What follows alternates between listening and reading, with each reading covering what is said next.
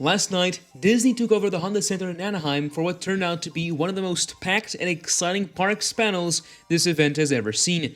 Neil Patrick Harris hosted the Horizons A Carousel of Progress showcase, and over the course of the evening, project after project was revealed, updated, and confirmed for parks around the world. If you watch my predictions video, I'm happy to say that much of it did end up happening. It's also easy to understand why this event seemed to focus more on already announced projects rather than big brand new reveals, as most of those large announcements for 2024 are still to open and many were very secretive. There is a lot to go through and I want to make sure we cover everything properly, so let's get right into it. I'll be saving all the Disneyland Paris news for a dedicated video, so if that's what you're here for, make sure to subscribe as it'll be coming very shortly. For now, let's travel around the world, starting where the event itself started, at the Walt Disney World Resort.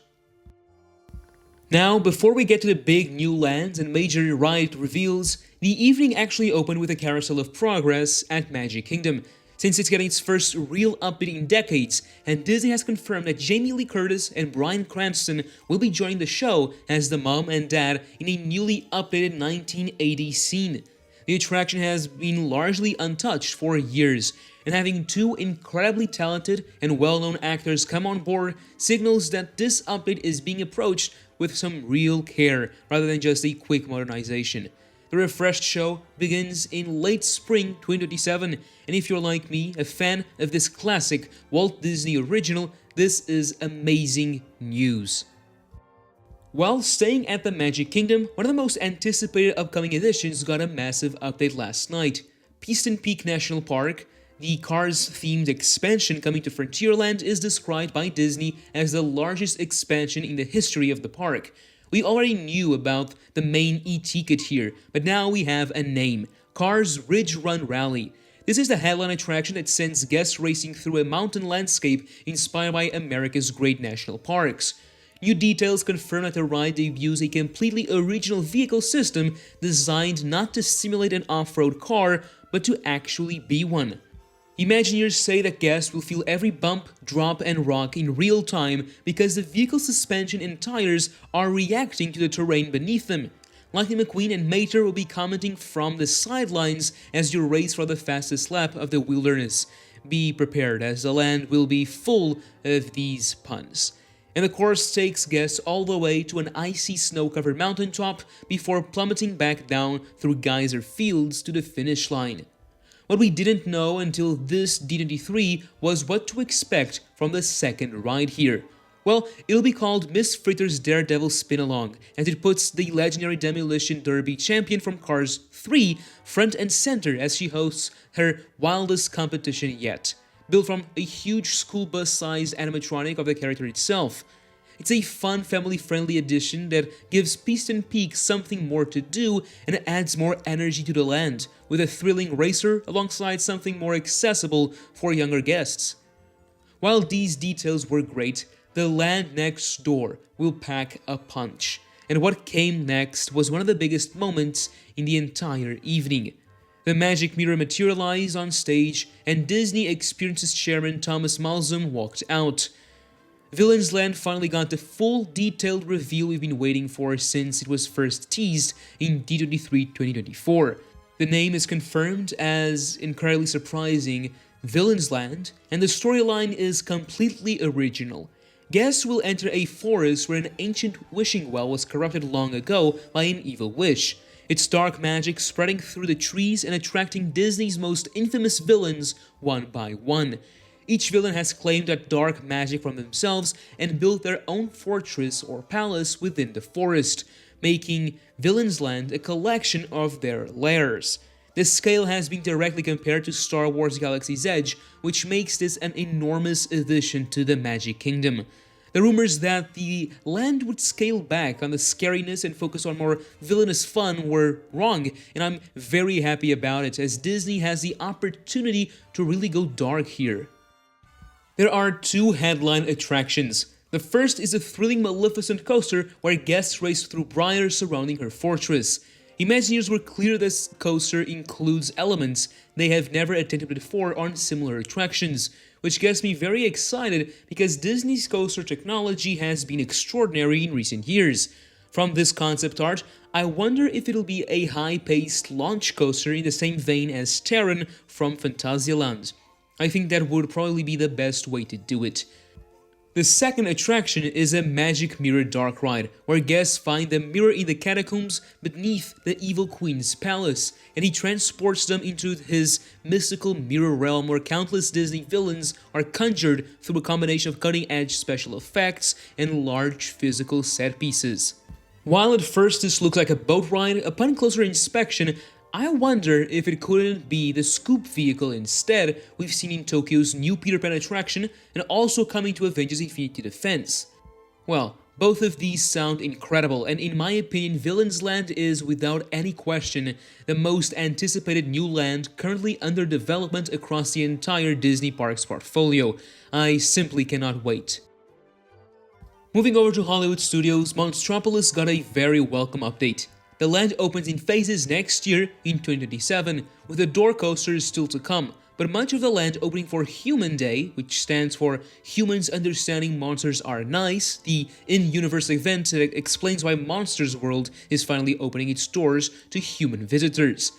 The Globe Theater will host a brand new show called Welcome to Monstropolis, with new original music written by Disney legend Randy Newman, making it its first ever song composed specifically for a Disney theme park, which is remarkable when you think about its history with the company.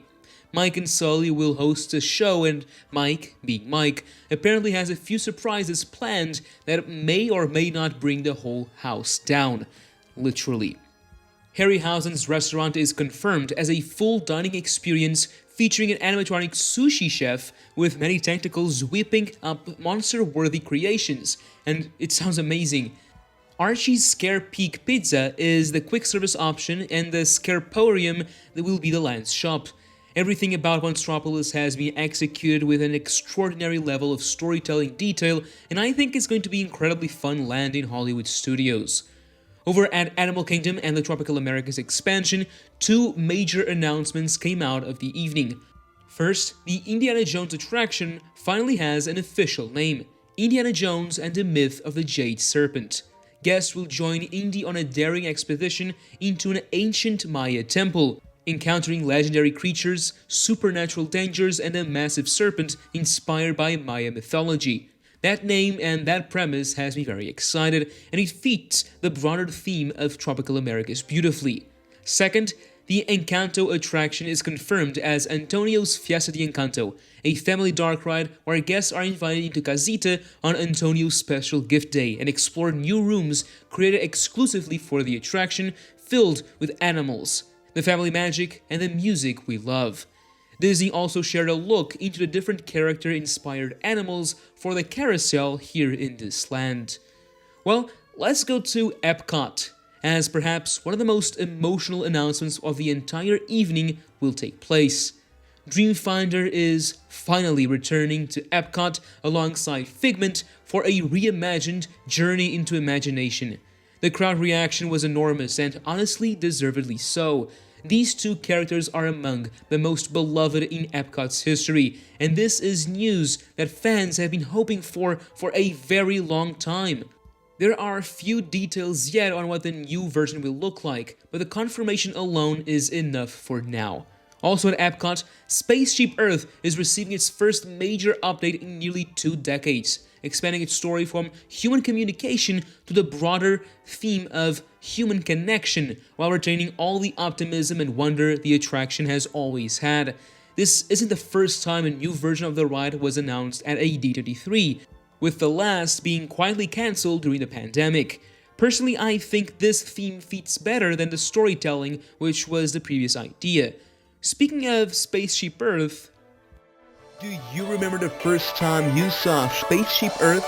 That moment you walked through the gates and there it was, rising above everything, gleaming, impossible, real.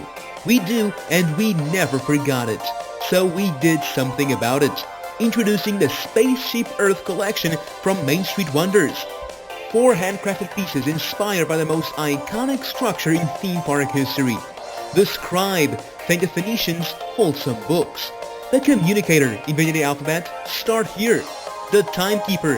After 30,000 years of time travel, here we are, right on time. And the beacon, a gentle beacon for your home port. Every piece handcrafted with care, every piece a little piece of the magic you never forgot. Because wonder doesn't end at the exit gates. Main Street Wonders. Wonders of history, discovery, and ageless fantasy. Find your wonder at mainstreetwonders.com. Let's now move to the Disneyland Resort, where the end of the evening brought a massive surprise. Tomorrowland at the original Disneyland park in Anaheim is going to be reimagined.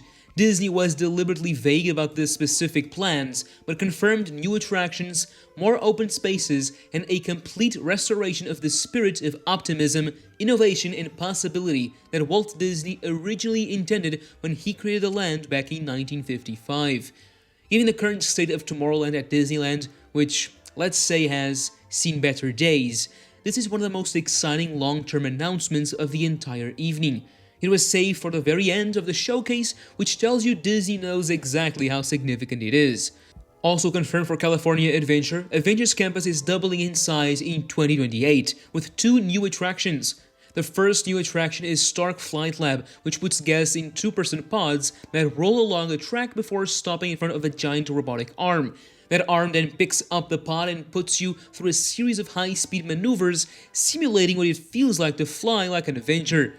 Robert Downey Jr., Anthony Mackie, and Brie Larson all reprise their roles, and the whole experience sounds unlike anything else Disney currently offers.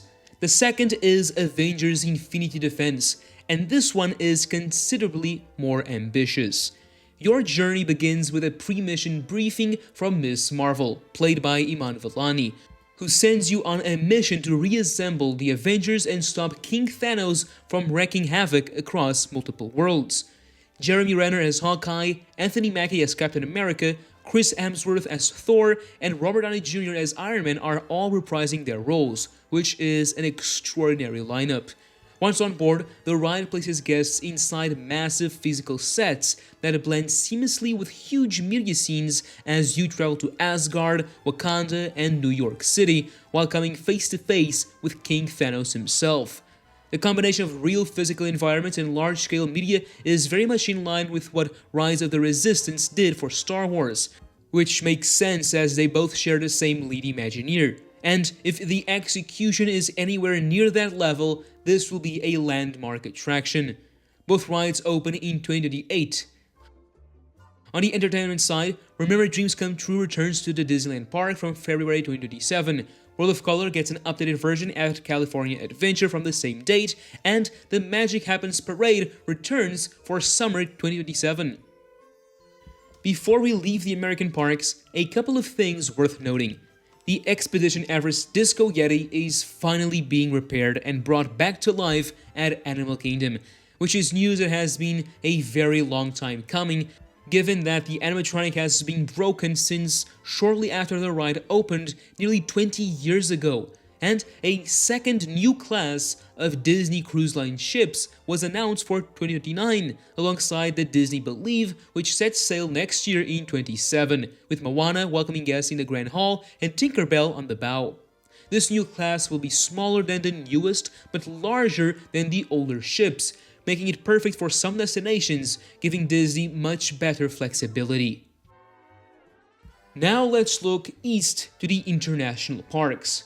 At Tokyo Disneyland, 2 projects got updates. Sugar Rush Sweet Rescue brings the world of Wreck-It Ralph to life with 12 original characters created exclusively for this attraction in collaboration with Walt Disney Animation Studios. And Space Mountain at Tokyo Disneyland is being completely rebuilt as Space Mountain Earthrise, launching guests into the cosmos to experience the beauty of Earth from a perspective never before seen in a Disney attraction.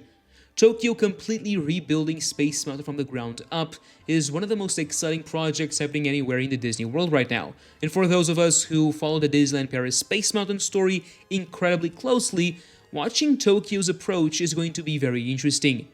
Now, staying in the Asian parks, at Hong Kong Disneyland, the new Avengers Tower is well underway, and the details confirmed last night making sound like a very impressive project.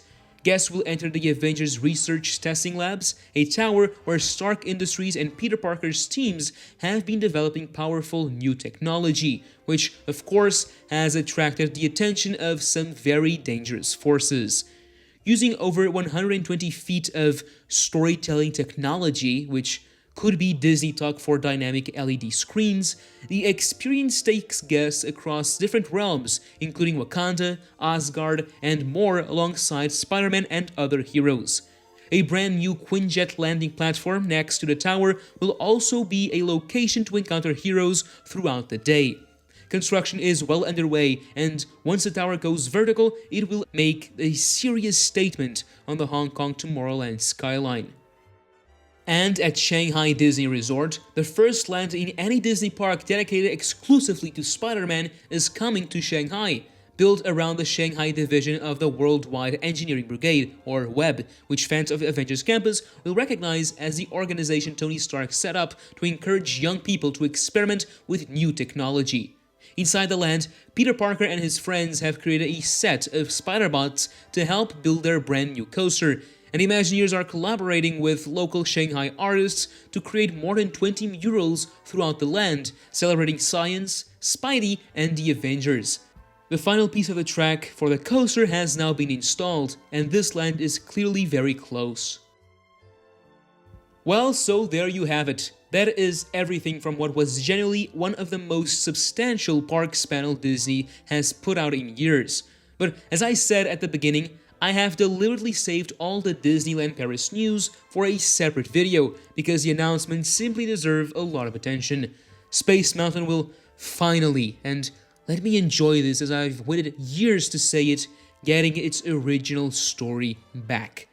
The Lion King ride got new details regarding scenes and the ride technology that I can't wait to share with you all. And there is a brand new parade coming to Disneyland Park for the first time since 2017.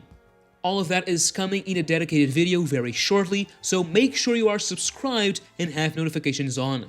Now I ask you, what from last night's showcase excited you the most?